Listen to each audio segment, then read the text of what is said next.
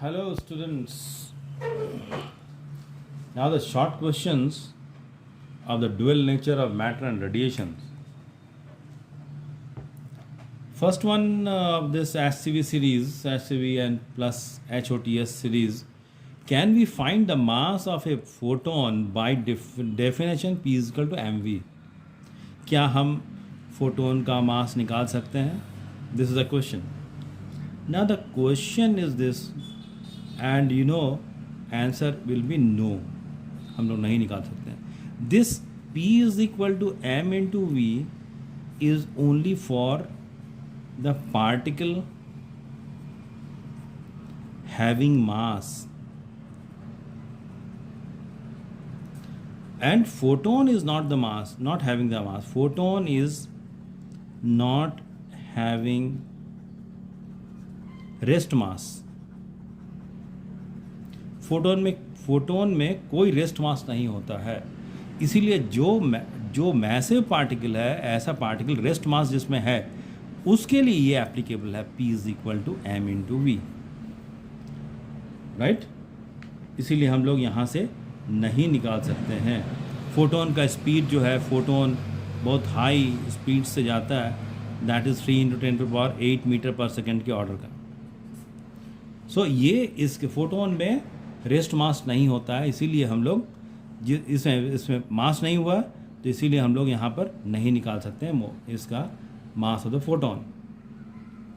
ठीक. Another question, is it always true that for two sources of equal intensity the number of photons emitted in a given time are equal? दो source है equal intensity का, तो पहले तो हमको मालूम होना चाहिए इंटेंसिटी क्या है. Intensity is the energy per unit area per unit time, right. तो बोलता है दो सोर्स है इलेक्ट्रॉन का, क्या ये दोनों का नंबर ऑफ फोटॉन्स एमिट हो रहा है गिवन टाइम में क्या इक्वल होगा? पहले हमको देखना होगा इंटेंसिटी का formula. Intensity is equal to energy per unit area per unit time. So अगर हम एनर्जी को फोटोन के रूप में लिखते हैं तो n h new in place of E A into T. तो यहाँ पर हम लोग क्या देख रहे हैं, n A into T into h new. अब यहाँ पर इंटेंसिटी, यहाँ पर हम क्या देख रहे हैं, ये n/at जो है that is your photon flux. इसको बोलते हैं फोटोन फ्लक्स. तो क्या इंटेंसिटी सेम होगा? यहाँ पर क्या दिया है, number of photons emitted in a given time are equal. T is same and number of photons are same, but A में डिफर. क्योंकि ए में डिफरेंस हो सकता है, A area of the surface on which the photons are falling, A में differ. ए differ हो गया तो इंटेंसिटी में चेंज आ जाएगा. सो क्योंकि एरिया में डिफरेंस आ रहा है, हो सकता है मे बी, तो हम डायरेक्टली क्लियरली नहीं बोल सकते हैं कि intensity remain the same, right. So we cannot say that, और it is not always true, not always true, right. That you have to remember. Intensity this, यहाँ पर ए टर्म, यहाँ पर एन और टी तो सेम है, लेकिन ए differ हो सकता है. इसीलिए ए अगर चेंज हुआ तो हम क्या बोलेंगे यहाँ पर, if A is going to change then intensity may change. So not always true, it is true only if the area is also same. So here according to the question, not always true.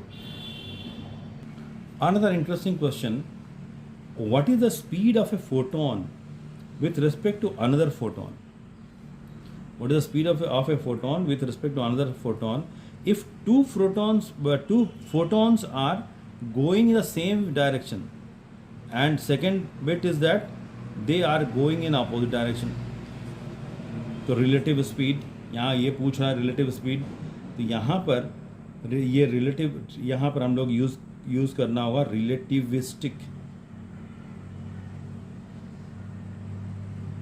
Relativistic mechanics use करना होगा. रिलेटिविस्टिक्स क्यों?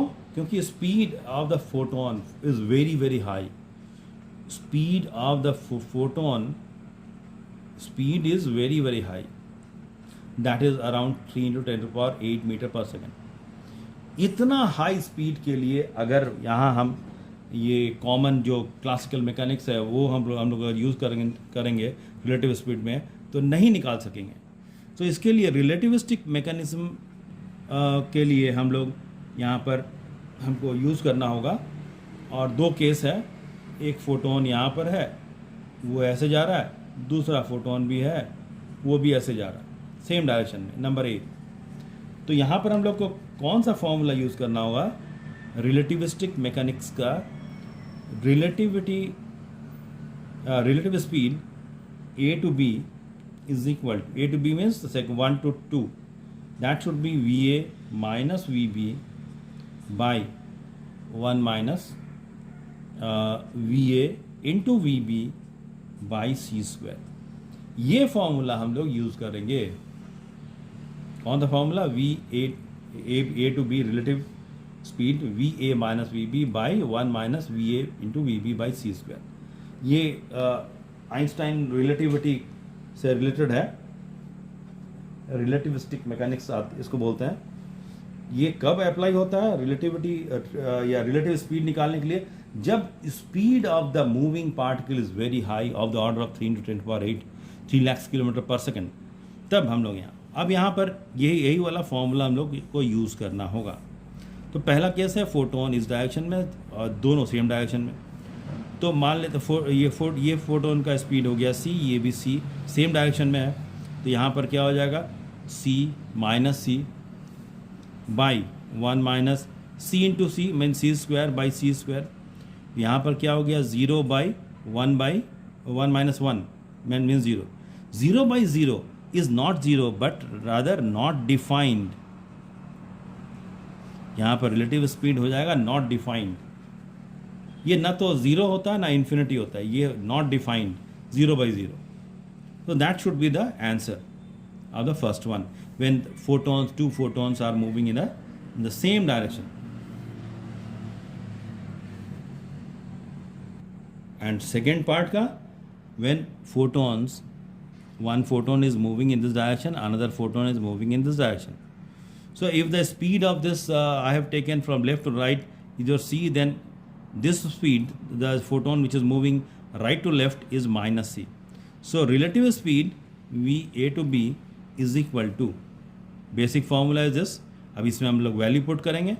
We A का means c minus c by 1 minus v A c, another is your minus c by c square.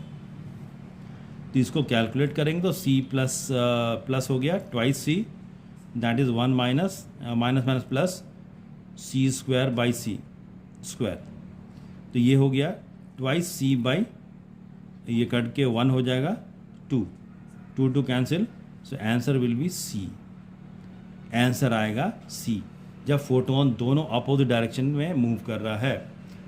तो इसका concept यही, basic formula है this relativistic mechanics.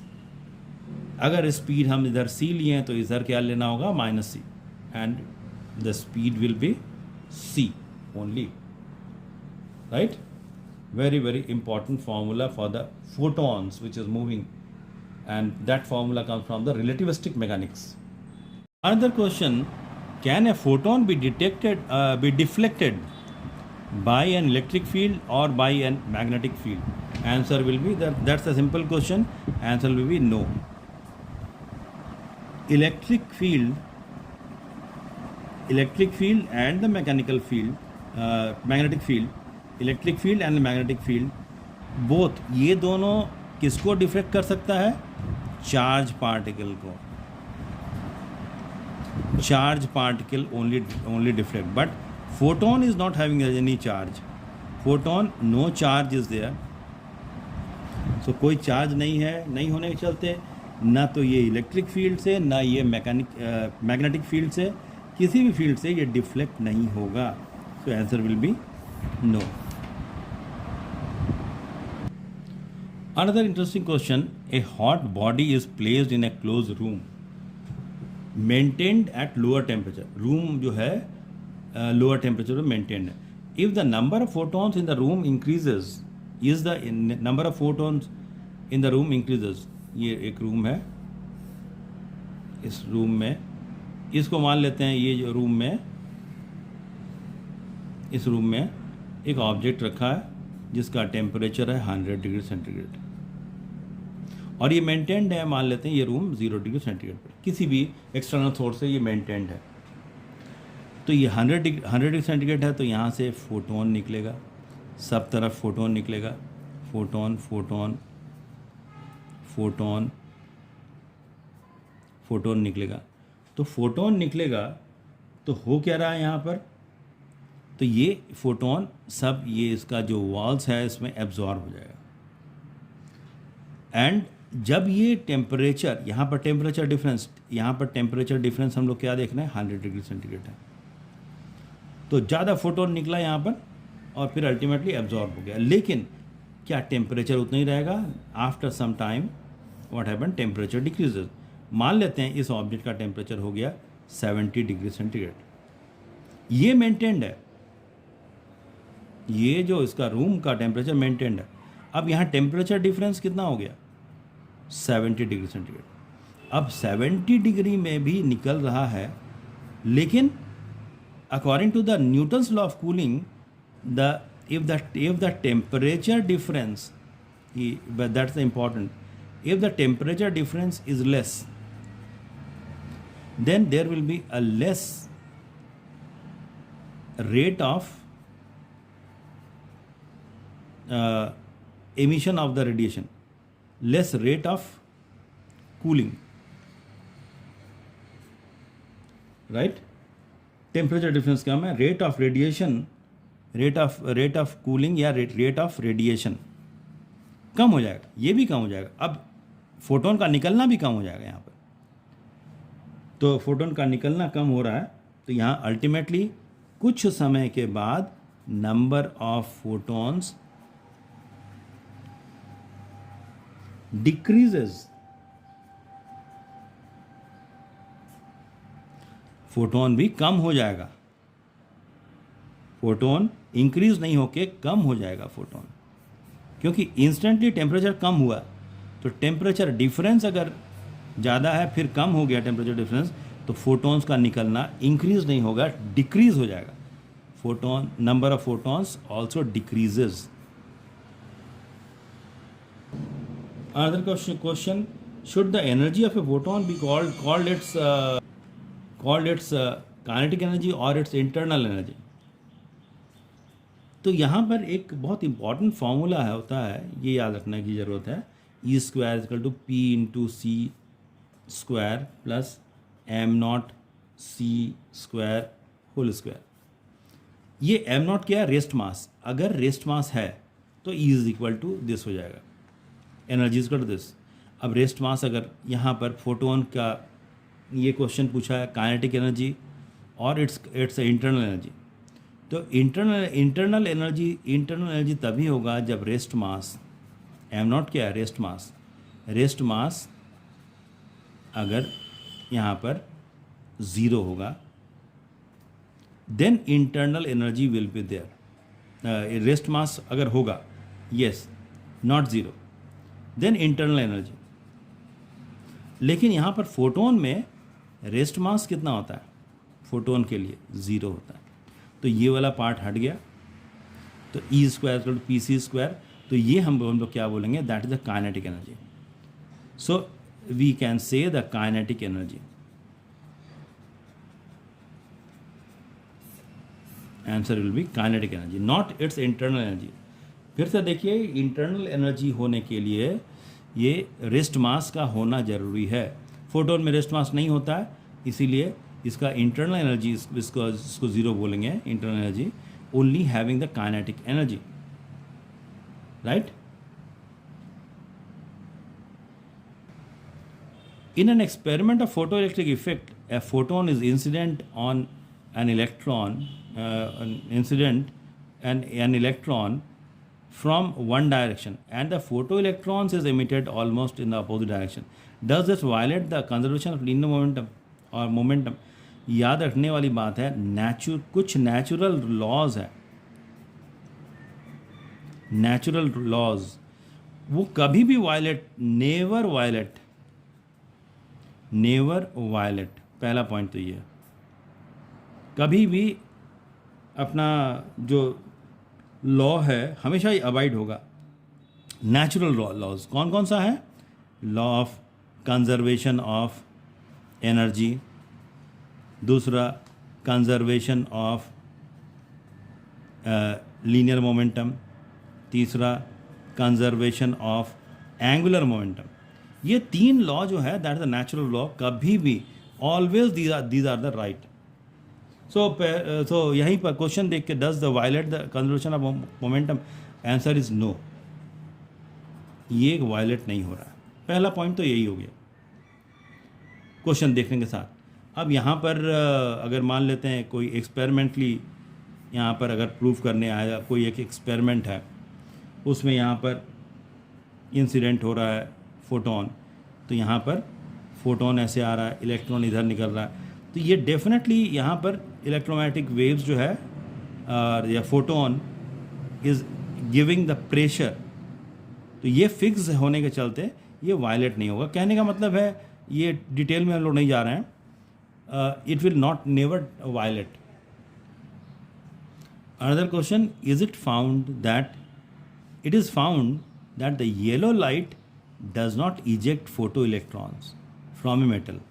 It is advisable to try with orange light or the green light.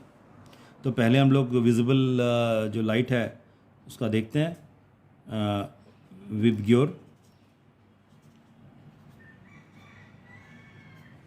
ये जो sequence है that is, इसको ये red का क्या होता है? मैक्सिमम वेवलेंथ, एंड इसका क्या होता है? Minimum wavelength. और फ्रीक्वेंसी सबसे ज़्यादा वायलेट का होता है, सबसे ज़्यादा मैक्सिमम, और फ्रीक्वेंसी रेड का लीस्ट।